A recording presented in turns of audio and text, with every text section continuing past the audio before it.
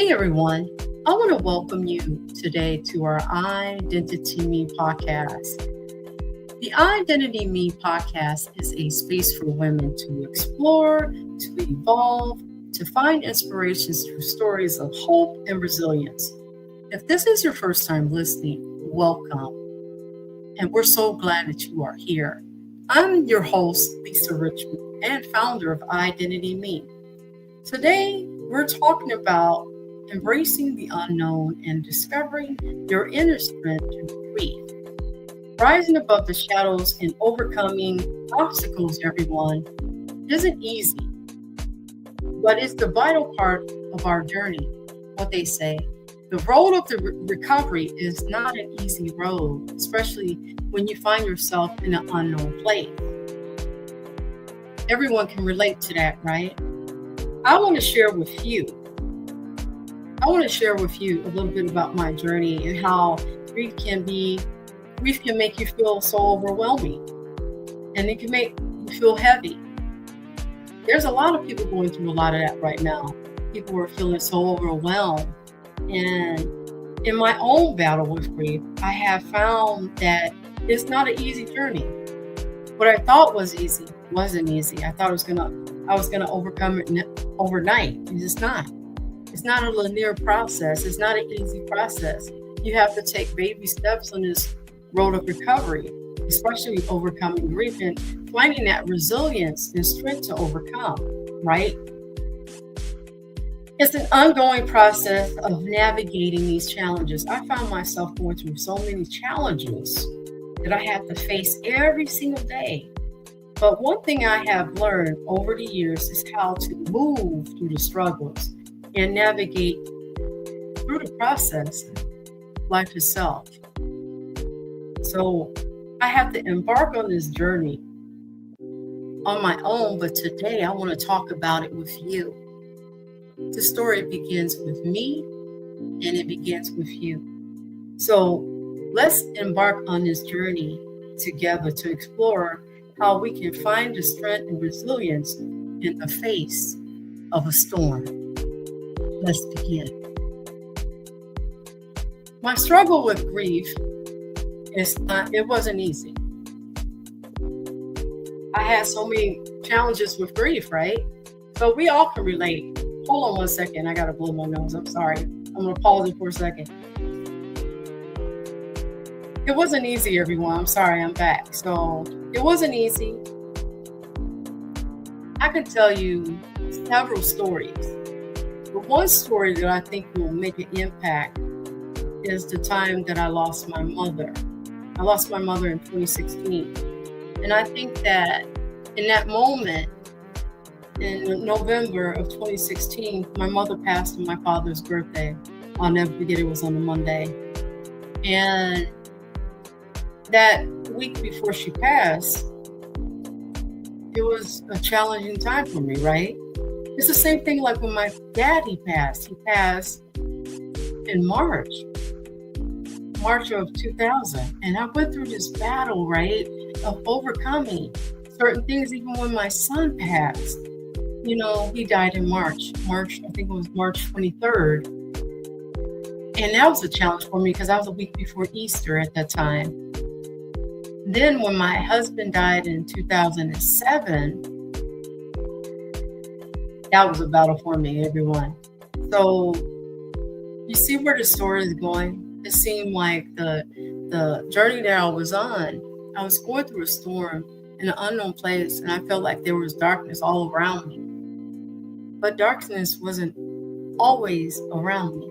God was always making himself known in the process of protecting me along the way and showing me that I could overcome this obstacle of the great, but facing the battle of the unknown in an unknown territory of an unknown place. Let's begin. Okay, here it is. I'm on this road, right? So in the battle of 2016, my mother was ill for several years. I remember my mom, she was going through a battle at 39 years of age, 40 years old. She couldn't walk anymore. Yeah, she was going through a challenge with an illness that she had. But I could sit there and share this story with people because, and now I can talk about it, but I have talked about it many times. Overcoming a lot of dysfunction, but then when my mother, she got sick and stuff, I dropped out of school to take care of my mom when I was 16. And then some of my other siblings did the same thing. But at the time, overcoming all of this dysfunction, and then you have to take care of a parent, that was sick at the time. And I think it was very vital for me to do that. But in the journey of 2016, that journey was coming to an end, right? So my sister was taking care of, my sisters were taking care of her because at the time I had lost my eyesight in my right eye. So I knew it was hard for me to not help my mom as much because I knew that I was going through challenges. I had stitches in my eye, I just had a transplant. And my mother was going through a challenge, and I felt a little helpless because I couldn't help her as much because I couldn't see at that time. And I still tried to do the best I could with just working with one eye. And, when you know that if you lose your eyesight, you know that your equilibrium is completely way off. And so until everything started to get back normal, that was a challenge for me. So I had to grieve with that, of just accepting the situation and learning certain things about that in the process of trying to help my mom in her recovery process. But my mom was too sick at the time. But this is what I can share with you. In that process that I was going through all of these struggles of trying to accept the situation for when my mom was passing, I think that I believe that God was getting me prepared for it at that time, and I believe that because when she had passed in 2016 on my father's birthday and everything, it was kind of odd. And then that's the night, it was that big, enormous moon that you won't see until 2024 or 2034 or something like that. And when she passed, it's the weirdest thing because my sister called me on Thursday and she said, well, Lisa, Mom, she's not moving, but her eyes are up, right? Like up, but they're closed. So I get there and everything, and I told them to call the hospice nurse, and then the hospice nurse, they didn't even reply back or whatever. But I could share this with you. When I walked in the room, I sensed that there was a presence in the room. And I saw my mom laying there, and then I saw her eyelids, they were like open a little bit. So I was speaking to my mom. I knew she was still there.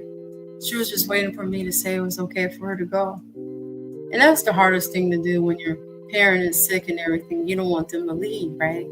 So in that time, I just stood there and I teared up, and I was like, I leaned over her and I said, Mom. I was like, come on, Mom, open your eyes, come on.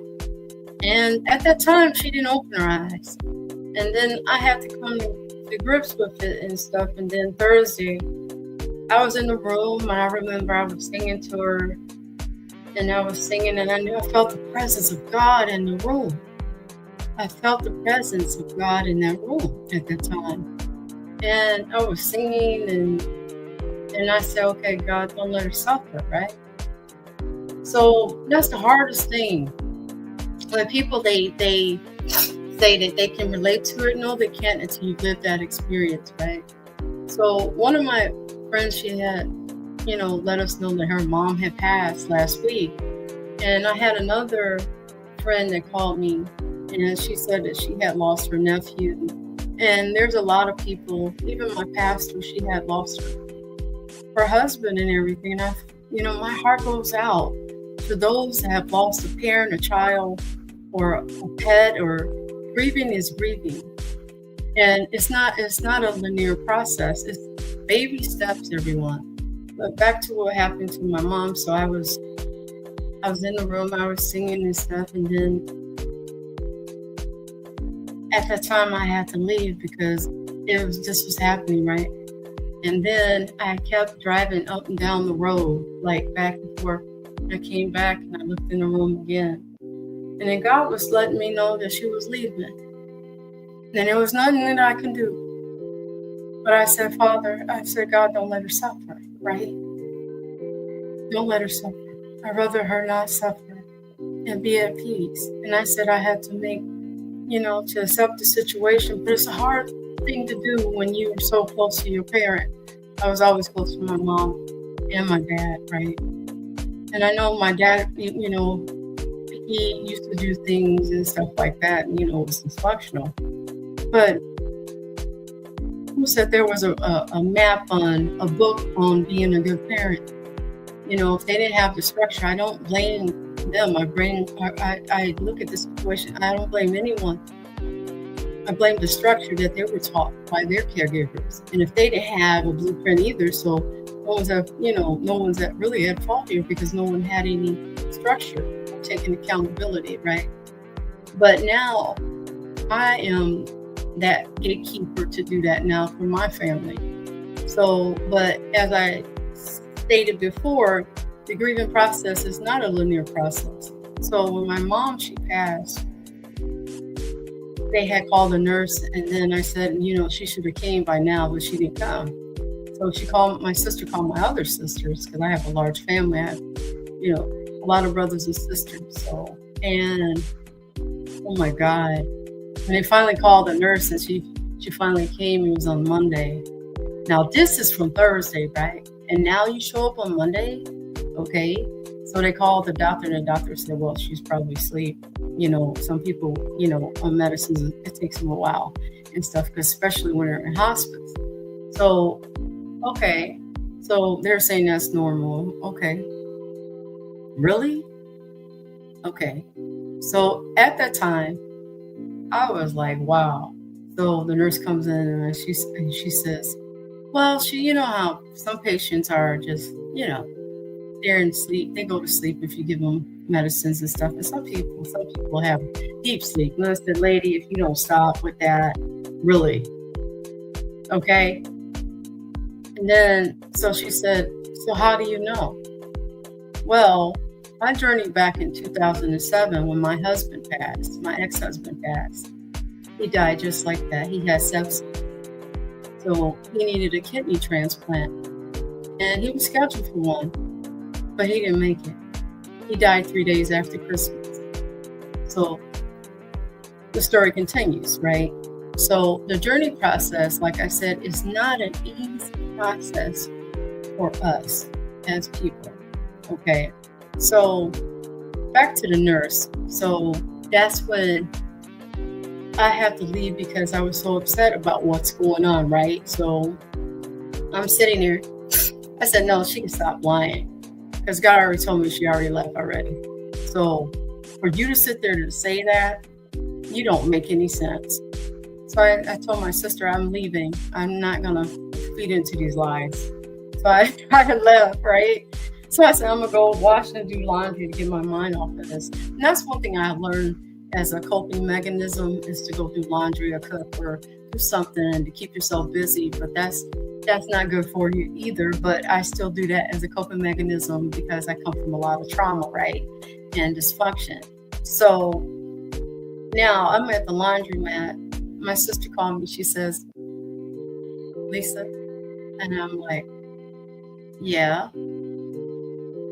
She's gone. And I'm like, see, this is what I'm going to tell you. If God wanted you to be there, you'll be there. But you're not meant to be there if He didn't want you there. Because He didn't want me to see that, right? Because He knew that I was going to just freak out, right? So at that time, I came back. I couldn't think. I was washing my laundry. I had to tell a lady at the laundromat to finish washing my clothes for me. I told her my mom had died. She said, oh my God, I'm so sorry. So that night, it was one of the weirdest nights, I'm telling you. But in that whole process and what I've learned in the grieving process, when it's real, it is real, let me tell you. This time, I found myself like, after my mother passed and stuff, I'm walking up down the road. I was furious, like someone stole something from me, right? So I'm like, I was so angry. And then I was like, oh my God, And, one of my friends, she was saying that what happened with her mom and stuff, and it brought me back, it triggered something in me. But then I remember too, in that moment, that when my mom had passed and everything, the hard part was when her funeral came, and we had to bury my mother a day before Thanksgiving. Now, that's the hardest part right there. Besides burying my ex-husband 3 days after Christmas. And then when my son passed, oh my God. And then, I had a journey of just, dealing with grief most of my life. As a child growing up, my mother got real sick. My father had 2 heart attacks and all of this other stuff. We grew up in this dysfunctional place. But this is what I'm going to share with you. When my mother passed, I didn't grieve when my son died, my baby died. I didn't grieve. I carried my baby to like full term, right? But then they had to do a DNC and all this other stuff. I didn't grieve. I had to put it on the side because I knew that I had to do other things for my family, right? At the time, I was just crying and crying and crying, and I couldn't stop. But at the time when my mother passed, I didn't grieve from when my ex-husband died. I didn't grieve. I bottled it up and everything. And when my father died, I bottled that up, and I just, my father died 10 days after my birthday, and I bought the biggest cake you wanted to see. Oh my God. And I didn't even get to say happy birthday or anything. I didn't get a happy birthday from my dad, and that in March is the hardest day for me. It's because my dad, he died the 13th of March, and then I had to bury my father on St. Patty's Day, and I didn't get a happy birthday, but actually I did now if I think about it, but my mom said that he called for me that most of that night. But I'm going to journey back again to my mother, but like I said, I didn't grieve at all. But when my mother passed, all of it came out at one time. And I grieved and grieved and grieved and cried and cried. I screamed. I hit the wall. I just was like, God, you took the only thing that cared about me in this world. You took her from me. No, he didn't. He took her back home because she was needed at another place, at another destination, right? So I had to see things, what was coming. It took her passing to bring peace within the family, but they're still going through a journey right now. To overcome the obstacle of the greatest are fears of losing our loved ones. And grief is the hardest process for all of us to go through. It's not a one-way street, everyone. In the slow process, it's not. And on this levels of road of recovery, of just learning to accept the situation, it's not easy. So when my friend, she was talking about that her mom passed, it, like I said, I got triggered by it, but then it made me, I just took out time just to listen to her speak about her mom and talk about the good things. And same thing with one of my other friends, she lost her nephew, and someone we knew, he lost his grandmother, and a lot of people are losing a lot of things. They're losing their homes, they're losing their finances. A lot of people don't understand that you can grieve everything. There's a grieving process for everything. You can move and grieve, and not being comfortable in a new place, your financial grief, educational grief, not, having that perfect grade, and, you're filling out a class. People grieve several different things. But on this journey of understanding who you are, some people, they develop like complex trauma. And that's what happened to me when my ex-husband had passed. I went into deep, just deep depression, but it was so complex and everything. And you do not want to get to that point, because that's what happened to me. And then when you get into, I call it, that's this other type of gray zone, it's hard to overcome certain issues if you don't talk about it. So I've learned to talk about all these obstacles of overcoming grief and how to get the right resources that we need that are available to help us to cope with everyday life of losing our loved ones. Even like if you lose your job. I found that happened to me. I lost my job before and I felt like that the whole world would stop. It didn't. It was a new door of opportunity just opened up. I didn't see it at that time, but I see it now. And I have to embrace it. Okay, well, God, you're telling me something. But I know that the process of grief, it can be transforming for most of us, of change. And on my road of recovery, I found myself at a doorway of change, learning to embrace the unknown and finding that strength and that resilience. It's like a fire to spark within you is ignited in you, is lit. It's just like, you have a match or a lighter and it spark, you light it up, just like that. I found the spark within me to learn to forgive every situation, not getting to say the last words to someone, especially when my ex-husband had passed. I didn't get that goodbye. I was at work and my job didn't let me off. And that was the hardest thing. I get a call and they said I was on my way to the hospital. And his mother called me and said he died. And I just stood there speechless, wordless, of not knowing what to say at that time. And then I had blamed myself because I could have said something, I could have did something more, but I did all I could. So I had to realize that in that moment, it's not easy, everyone. It's not easy, believe me. But now I can sit here and relate to people on this topic, and I can relate on several levels of grief. And this is where I'm at. Learning to accept the situation, it wasn't easy. Embracing it. They say embrace it. Embrace your emotions. They are real. You can't hide that. And the only way that I have to overcome it, I start talking about it. The good things about my parents and how I felt like that now.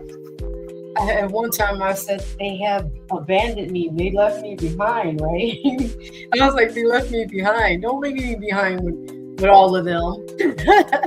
But now I look at it like, okay, I wasn't left behind, but I'm here for divine purposes to educate people through their challenges they're facing with grief and being a healing presence for people. That's what I do. I am a healing presence for people, especially on that road of recovery. We grieve many things, and there's a lot of people in different types of recovery.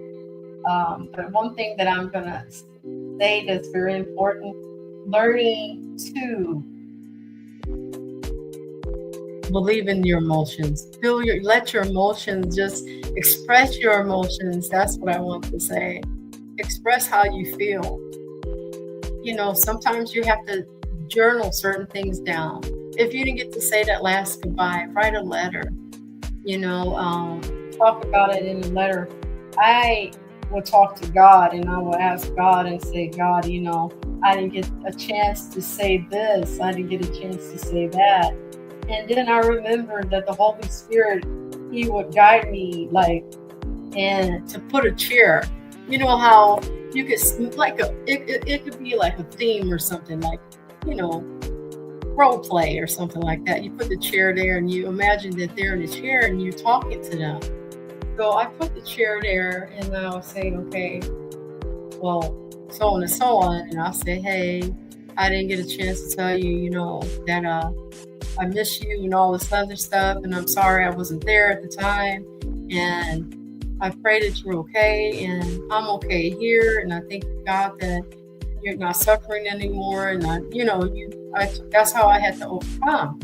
But at the time, I was still going through the hardest moments of my life, like I said, of accepting certain things, even when I went blind, right? And losing my vision in my right eye, I had to learn to accept that. And a lot of people say, man, Miss Lisa, you went through all of this stuff. And keep in mind, if you don't know what the definition of acceptance is, let me just speak it and just refer back to it what it is. Acceptance. Acceptance means meaning the core of your problem. Unless you accept it, you cannot solve it.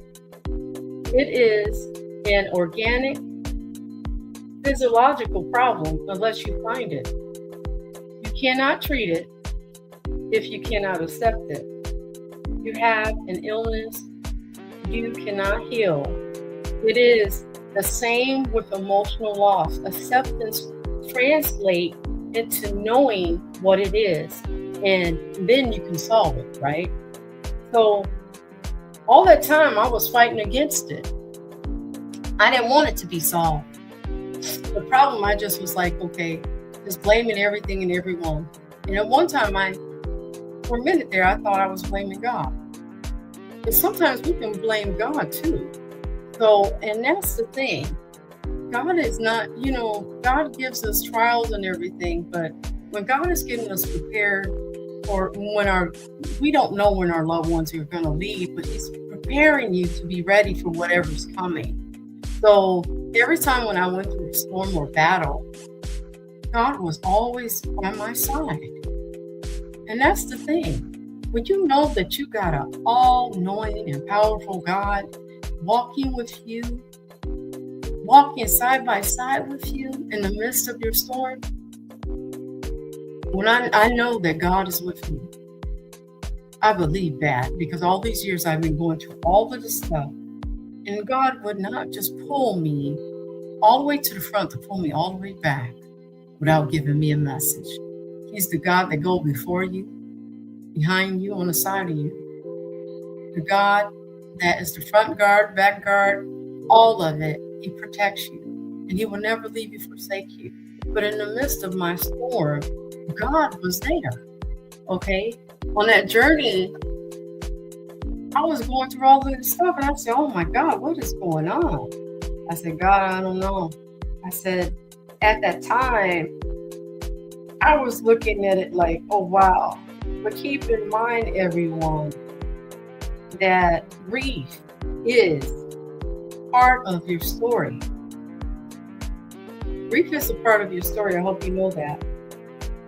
Grief, it shapes you.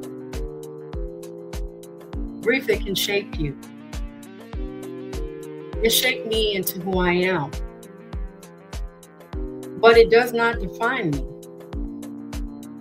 It didn't define me. My Father defines who I am and where I'm going in life. And it doesn't matter how many times that I can go through these trials. But one thing I do know, and I can count on, that I can count on Him. And He's rewriting my story every single time. But it's up to me how I navigate through this experience with loss. And there's always an open door for peace, of a new opportunity to embrace the struggles and trials that you're facing, knowing that you can learn to navigate through the loss of your loved one, the loss of your job, your home, and everything, that God will provide the peace. But through my pain, I have learned a valuable lesson about love and connection. And I learned resilience through the process of it, right? Grief has taught me to cherish the moments I have with my family and friends, and to embrace vulnerability, right? And I found my strength in vulnerability, and it's okay. I'm human. We're all human. We have emotions. But as I navigate through the roller coaster emotions, such as sadness and anger and confusion, I'm reminded that it's okay to feel deeply. It's a natural response for love, and for loss. It's okay to be human. Those are our emotions, right? I realized that grief can coexist with joy and hope, allowing me to honor my memories. Wow, as I look forward for a new beginning. See, that's what I want you to see. When God closes the door, He closes the door for a new beginning. We cannot continue to open the door with old keys. We have to press through the darkness. And whatever struggle that you're going through, you are not alone on this road of the great unknown. Embracing the unknown and finding your strength of resilience will show up. It will show up and show out. And God will provide the peace in the midst of the storm, everyone. But one thing I've learned, this journey has also connected me with others who had similar experience. Like I said, all my friends were going through some challenges, losing their loved ones.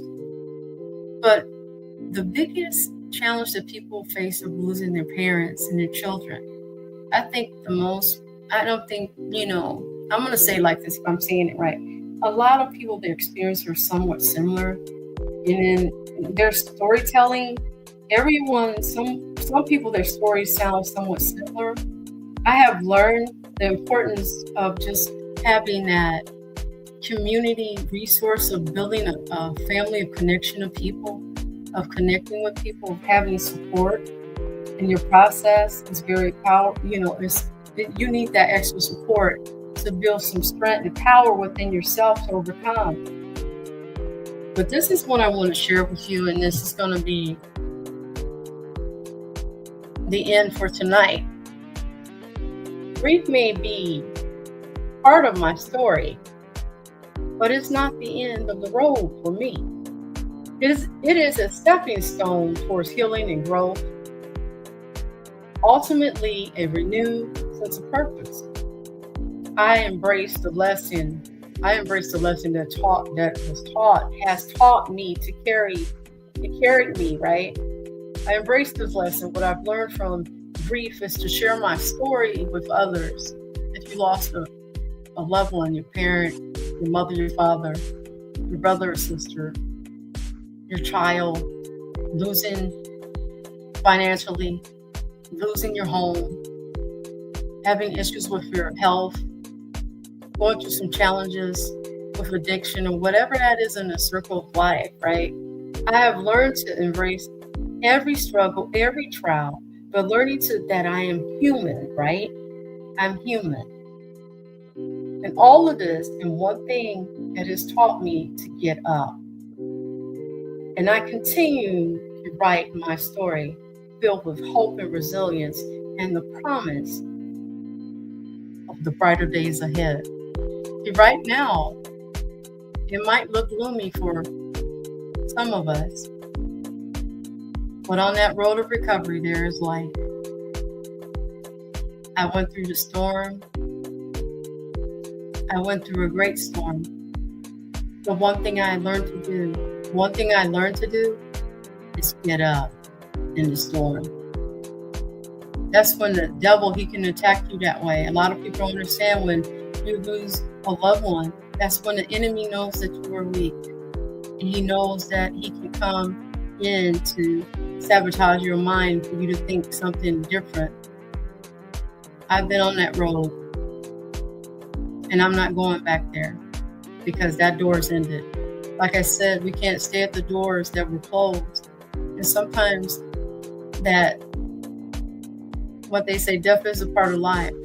We have to accept that too, because in order for a new opportunity of a breakthrough, someone has to actually get that done. So, and that's what happened on this road of recovery. I have learned certain things that I never knew about, just family and the connection and support of people, until I actually experienced myself with blindness. What they say, I was blind, but now I see. But it took the grace of God and, learning about Christ, Jesus, to make me understand that I'm not on this road by myself. So This is my story, but this is a journey for all of us to become aware of certain things, especially with grief. If you need help, please reach out to someone to help you along the way, because a lot of people think it's easy. It's not easy. It's not easy. And the road, sometimes it can be hard. I know my recovery process right now, I'm going through stuff with my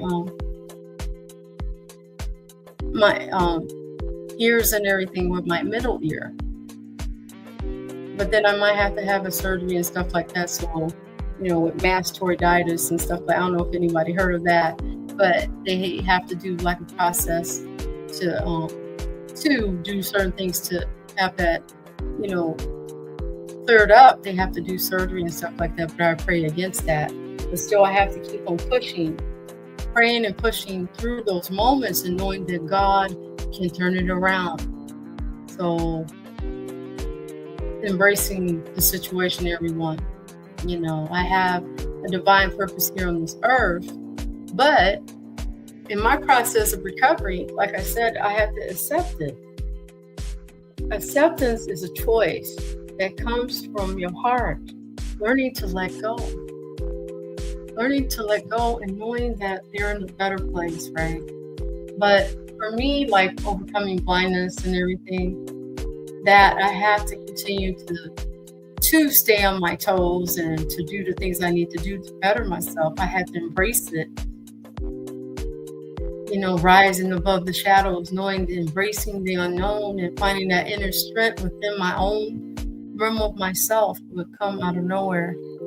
I said, God, I just thank you just for your grace. But in the middle of the storm, you can count on him. He will never leave you forsake you. And this is where I'm going to leave you tonight, but I had 3 questions that I want to ask you today. Where are you headed? Where are you headed and where are you going? And what can you do today to change your circumstances in your lives today?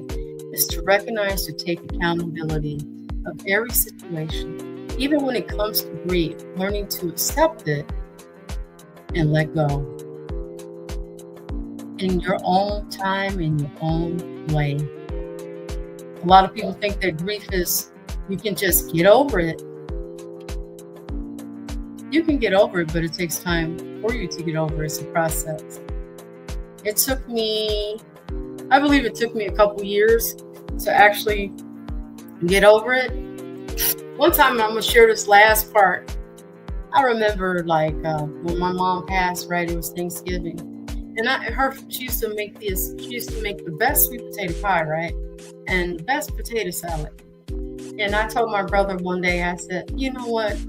I want to make a sweet potato pie. And do you know, I was talking to God and I said, God, I want to make this sweet potato pie. Do you know I made 26 sweet potato pies? I went on a free, just going crazy over sweet potato pies.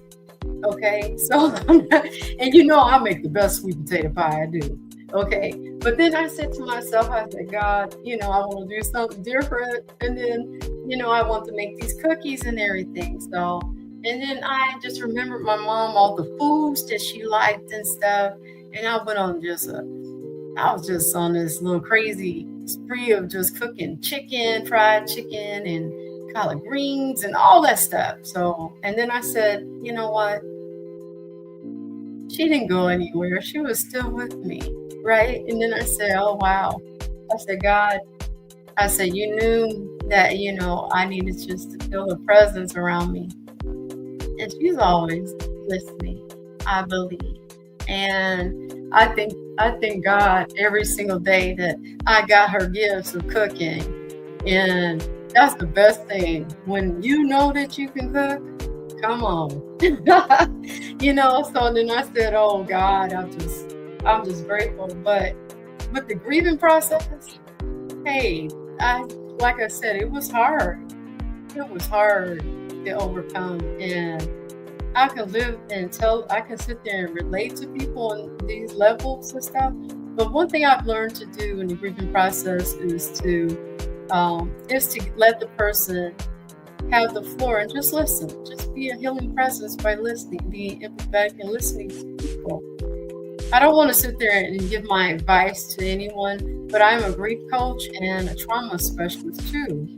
But I'm not going to sit here and I know that they're going through the grieving process. I'm not going to pressure them with anything else. I'm just going to sit there and let them talk because they have the floor to let them express how they're feeling and everything. And that's all they want you to do is listen in the moment they're grieving and everything and just offer them, hey, can I give you a meal or something? Whatever I can do. Can I do some laundry for you or whatever I need to do for you? Let me help you. You know what I mean? So, and I think they just want that extra support, but they just want you to give them their space and time. And when they want to vent, let them vent. But if they don't want to talk about it, let them talk about it until they're ready.